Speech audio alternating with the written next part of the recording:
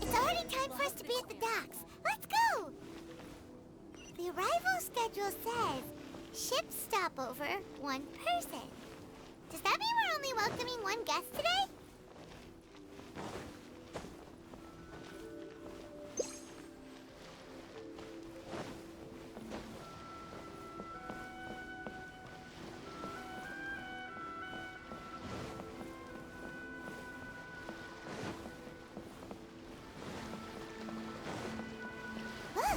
That figure on the wharf! It looks like Kazuha!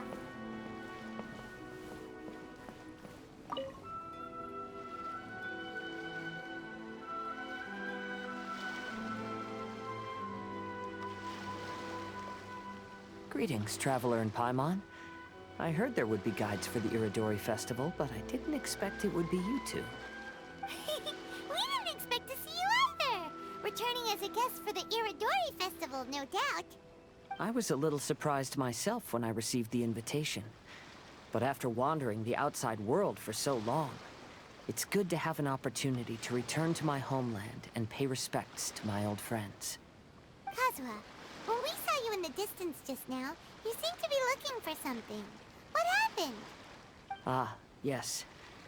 You see, when I came off the boat with everyone just now, I suddenly heard light footsteps around me. I could tell they were not footsteps of a regular passenger. But by the time I turned around, the person had already disappeared. I only heard a splash come from below the pier. Even though I didn't manage to catch a glimpse of them, I found this strange piece of paper by my feet. Oh, does the paper happen to have a poem written on it? Huh. How did you know?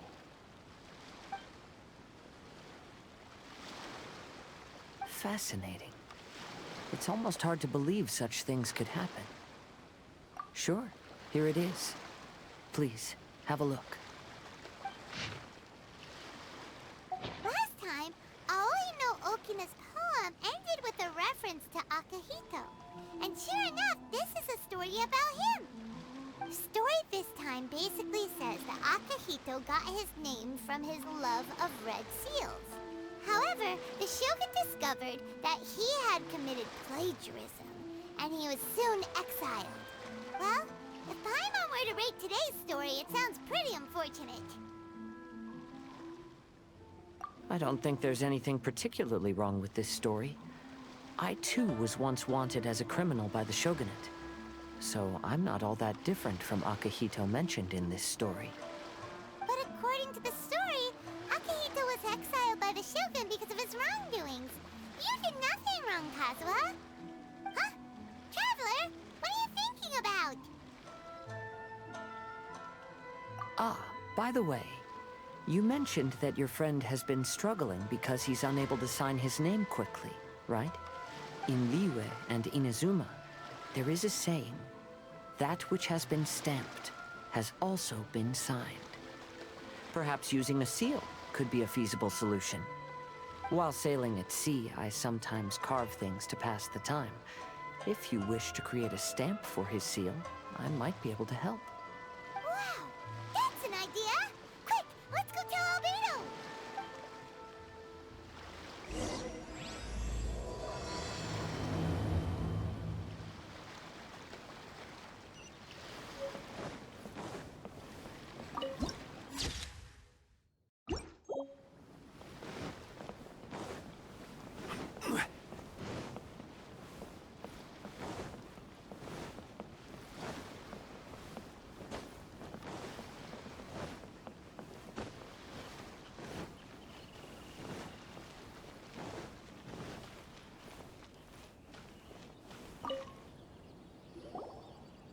Albedo, we figured out a way to help Shincho!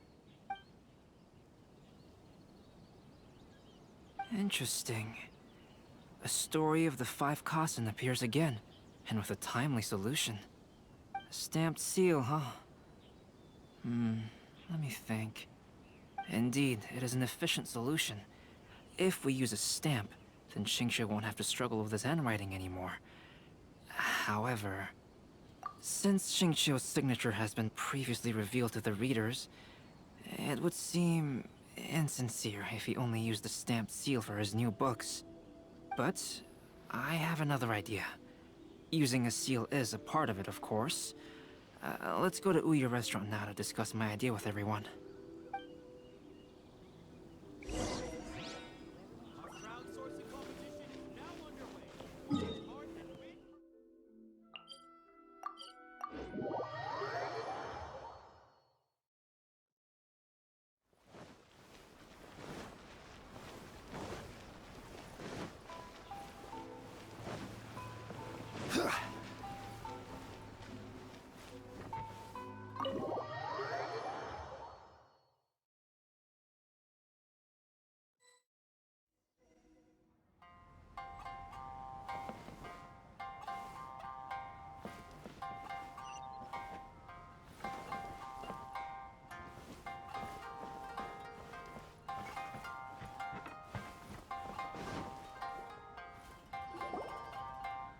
Yes, that's it, Jinyu.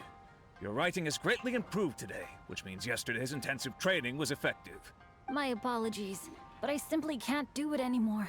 My hands are so sore that I can't even move them anymore. I should have known better than to read novels during calligraphy class. You just had a 10-minute break. Come on, you can do this. When it comes to pushing a deadline, there's no one more brutal than Mr. Hirayama. No wonder Lady Yai would always send the editorial director to handle troublesome authors. Whoa, this is getting scary. It hasn't even been that long and Shicho's already zombified. Mr. Hirayama, we found a solution that might just solve our dilemma. In both Liyue and Inazuma, seals are widely used as the equivalents of a signature. If we use a stamp to leave the author's seal on the books, then we could make the signature process a lot easier.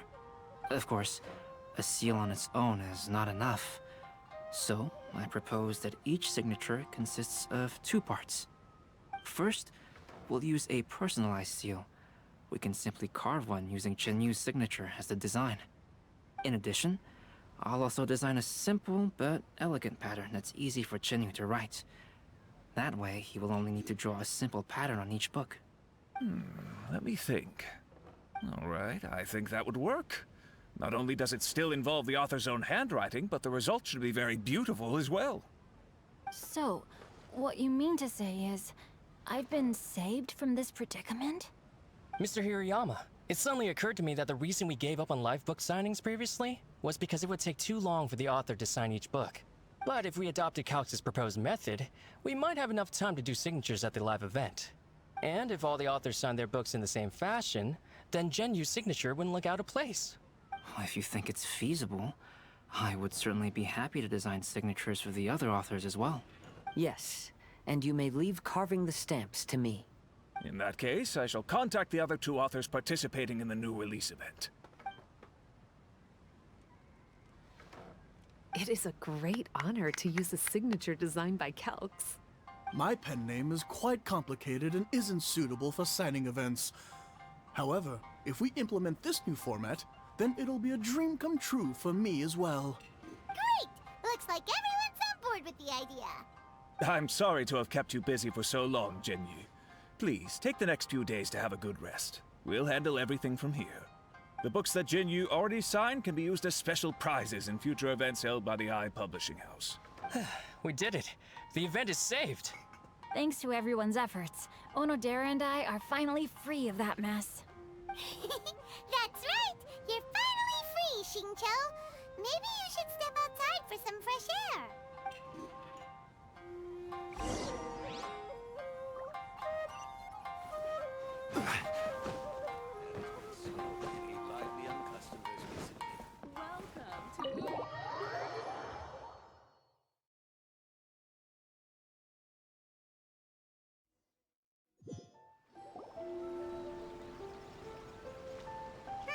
We still have some time to burn.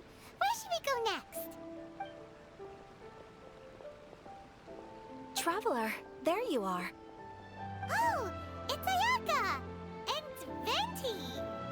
That's an interesting combo. I was just going to the festival venue to prepare the Ikebana lesson when I found a strange piece of paper on a flower stand. This bar just happened to be close by at the time, He informed me that you've also found similar papers recently. As such, we came together to find you two.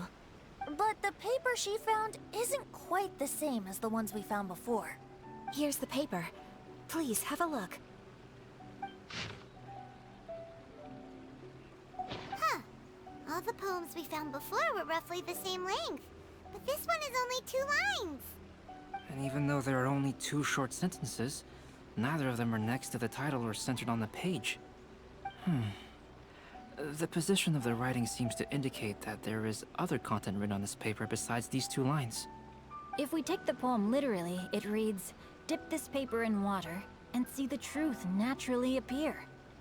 Speaking of which, I have an ancient text at home, specializing in ancient and exotic stories. It mentions a special ink that will show itself when wet and disappear when it's dry. So, shall we give it a whirl? It just so happens that there's a pond nearby.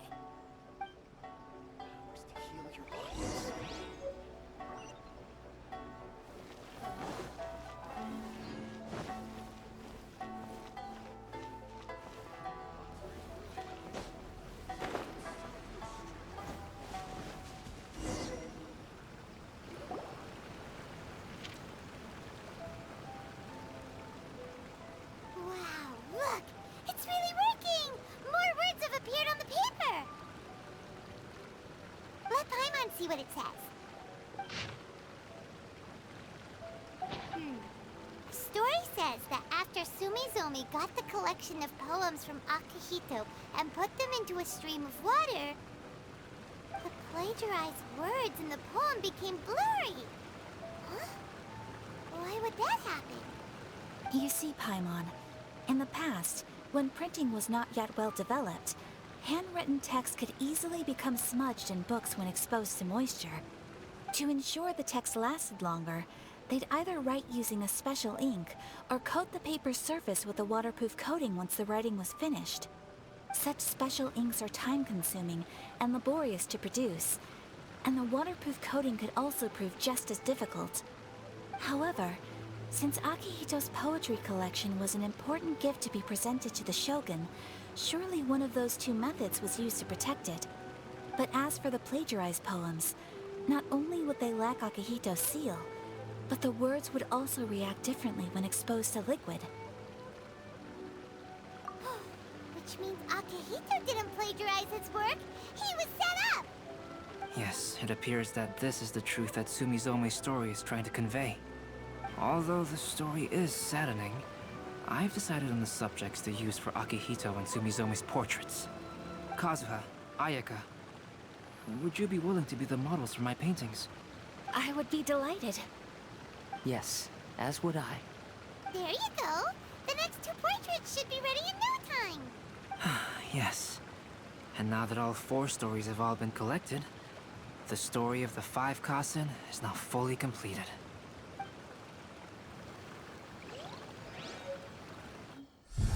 Long ago, Inazuma had 5 legendary poets.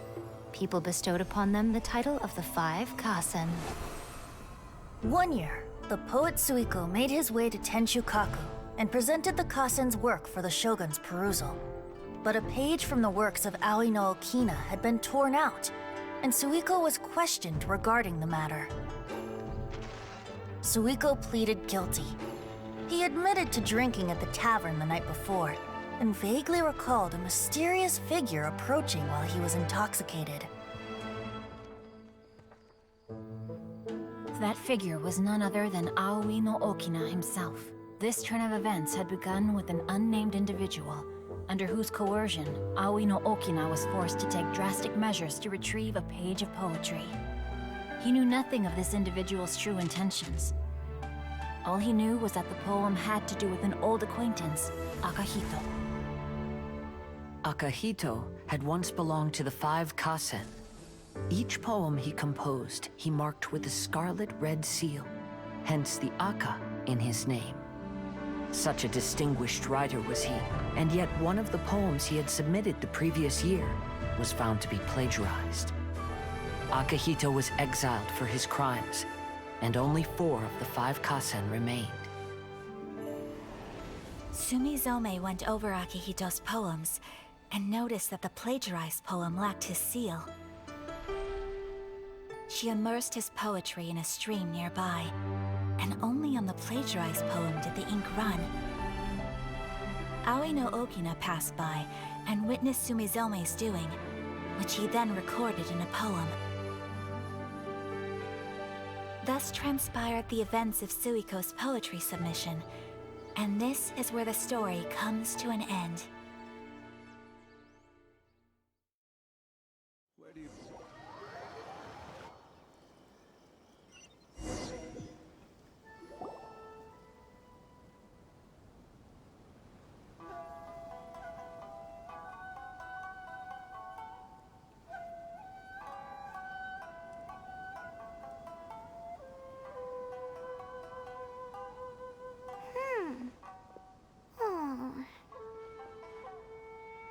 Yeah.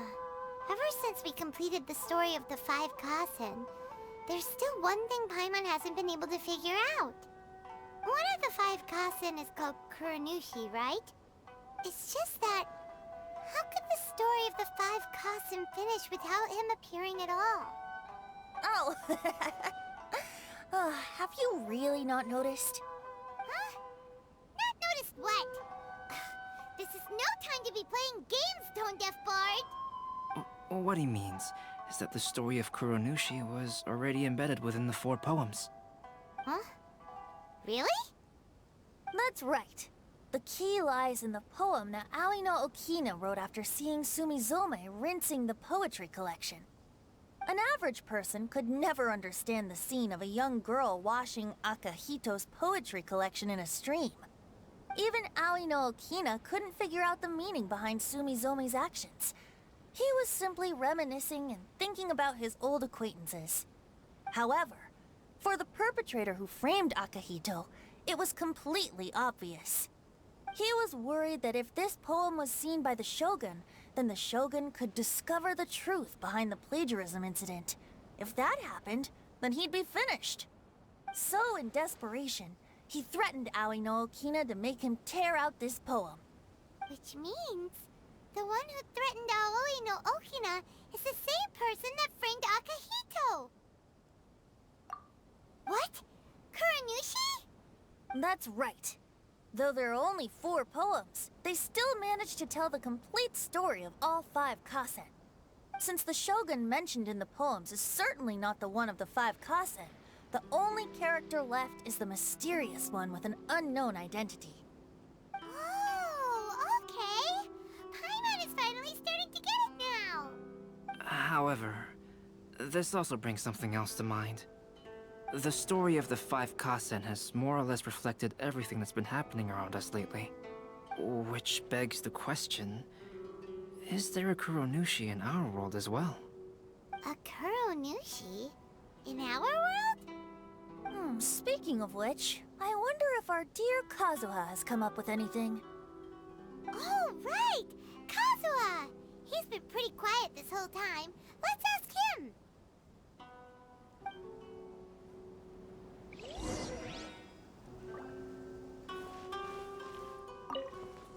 What's the point of this story? Hey, Kazuha! Are you okay? You've been standing in front of this blank canvas for a while, and you don't look so good. Apologies for making a wild assumption, but has the story of the 5 Kasen reminded you of anything? Yes. A few things did come to mind, actually. However, they were nothing more than some past incidents regarding my family. I don't mind sharing the stories, but I'd prefer not to bring you any more trouble.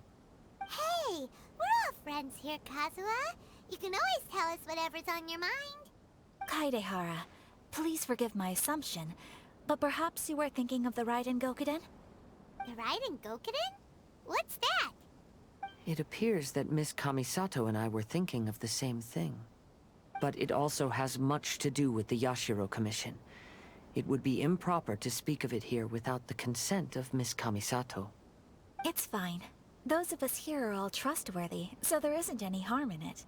However, this matter is somewhat complicated and may be difficult to explain.